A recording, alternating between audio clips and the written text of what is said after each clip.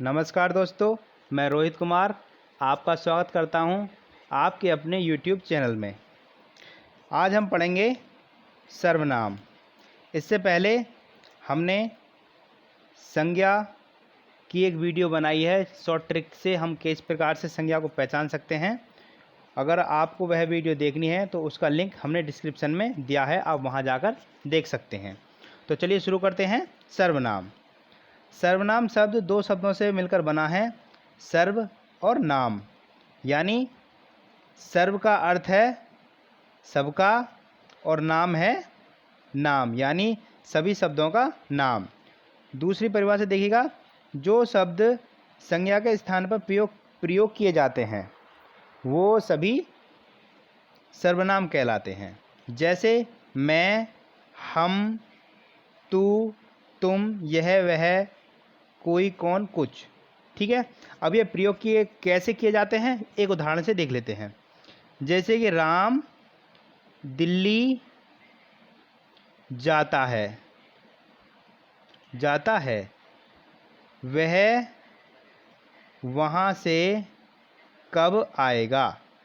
तो वह जो प्रयोग हुआ है यह राम के लिए प्रयोग हुआ है, यानी वह शब्द जो संज्ञा के लिए प्रयोग किए जाते हैं वे शब्द सर्वनाम कहलाते हैं। अब देखते हैं आगे। सर्वनाम शब्द स्त्रीलिंग व पुल्लिंग दोनों में समान रहते हैं। सर्वनाम जो पद होते हैं, जो सर्वनाम शब्द होते हैं, वो स्त्रीलिंग और पुल्लिंग दोनों में समान होते हैं। कैसे रहते हैं देखिएगा। लड़का यानी मेल के लिए वह जा रहा है, लड़की के लिए वह जा रही है। जबकि दोनों में जो वह है, जो सर्वनाम पद है, वो समान है। लेकिन एक चीज़ का फ़र्क होता है, वो क्या होता है कि जो सर्वनाम जो शब्द होते हैं वो एक वचन और बहुवचन में अलग अलग होते हैं।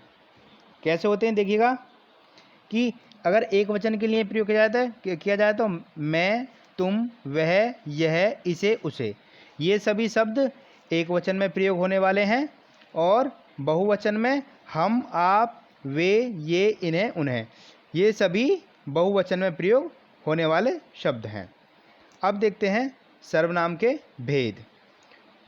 जो सर्वनाम के भेद होते हैं वो 6 होते हैं। सर्वनाम के भेद: नंबर 1 पुरुषवाचक सर्वनाम, नंबर 2 निश्चयवाचक सर्वनाम, नंबर 3 अनिश्चयवाचक सर्वनाम, नंबर 4 संबंधवाचक सर्वनाम, नंबर 5 प्रश्नवाचक सर्वनाम और नंबर 6 निजवाचक सर्वनाम। आज हम इन्हीं सर्वनामों की वीडियो में चर्चा करेंगे। अगर आपको वीडियो हमारी पसंद आ रही तो हमारे चैनल को सब्सक्राइब कीजिएगा और हमारे वीडियो को लाइक कीजिएगा।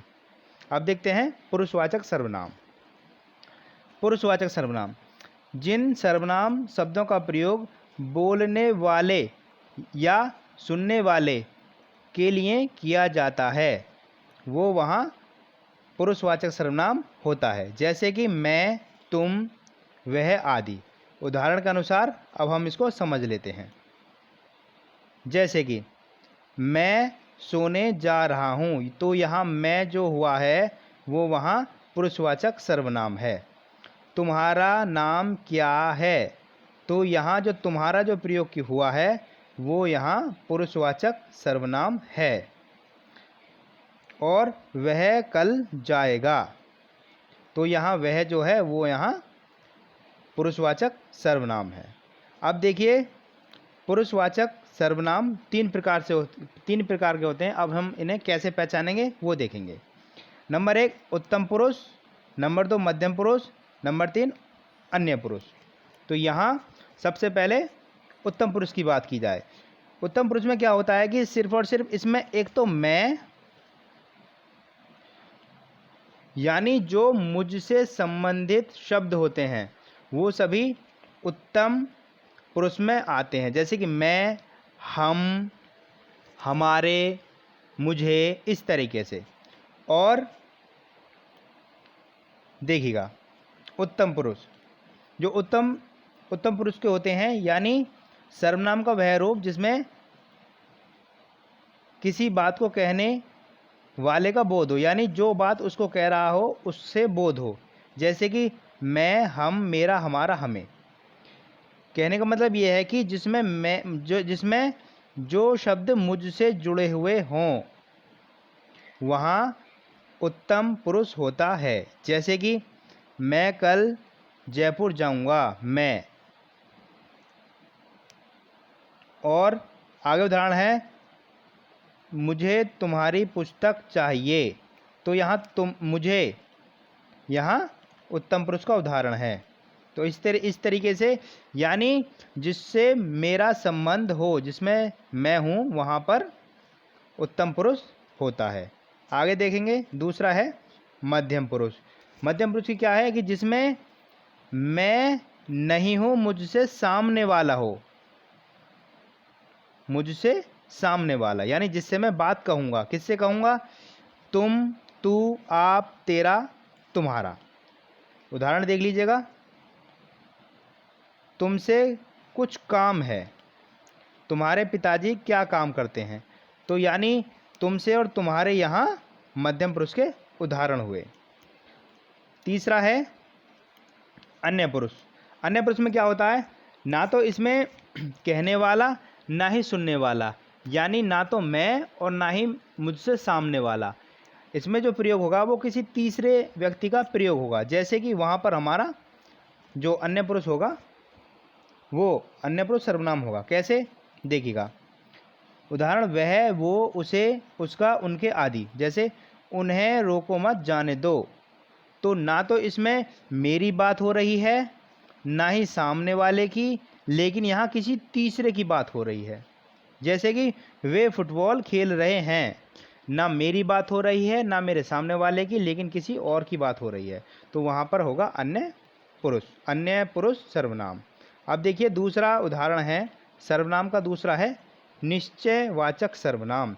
यानी जिस सर्वनाम में किसी निश्चित व्यक्ति या वस्तु की बात की जाए वहाँ पर निश्चयवाचक सर्वनाम होता है। बिल्कुल कन्फर्म भी बात की जाए कि हाँ बिल्कुल यही बात सही है। कैसे? देखिएगा, वह मेरा घर है।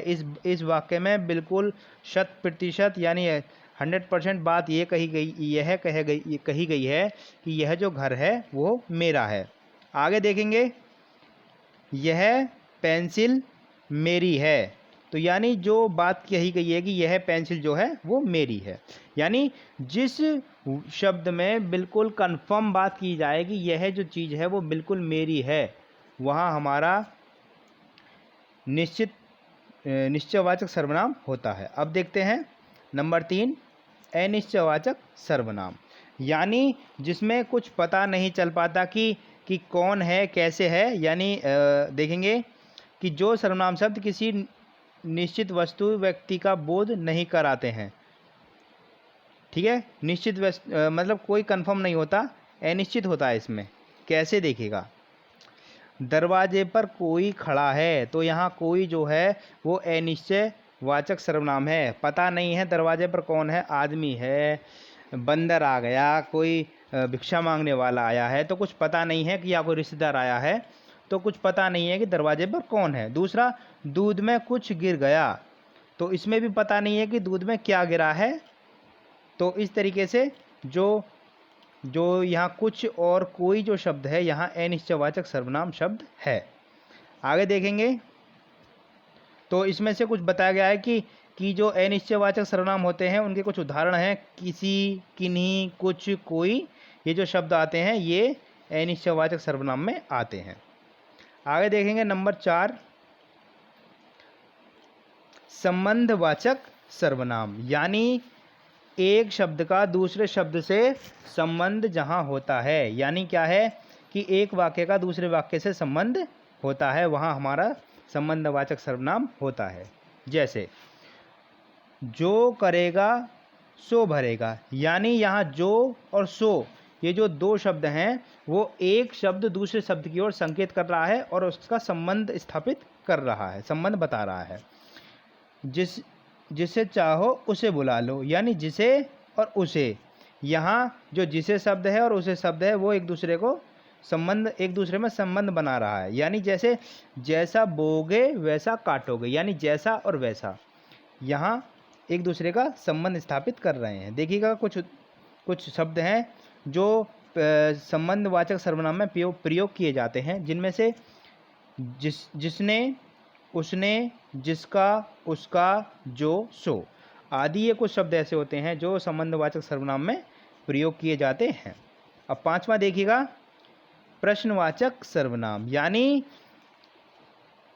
जिन सर्वनाम शब्दों का प्रयोग प्रश्न करने के लिए किया जाता है। यानी किसी भी वाक्य में प्रश्न किया जा रहा है तो वहाँ जो शब्द प्रयोग होता है प्रश्नवाचक, जो सर्वनाम शब्द होता है वो वहाँ प्रश्नवाचक सर्वनाम शब्द कहलाते हैं। जैसे कि तुम क्या लाए हो, तो यहाँ तुम जो शब्द आया है वो यहाँ जो क्या की तरफ को इंडिकेट कर रहा है।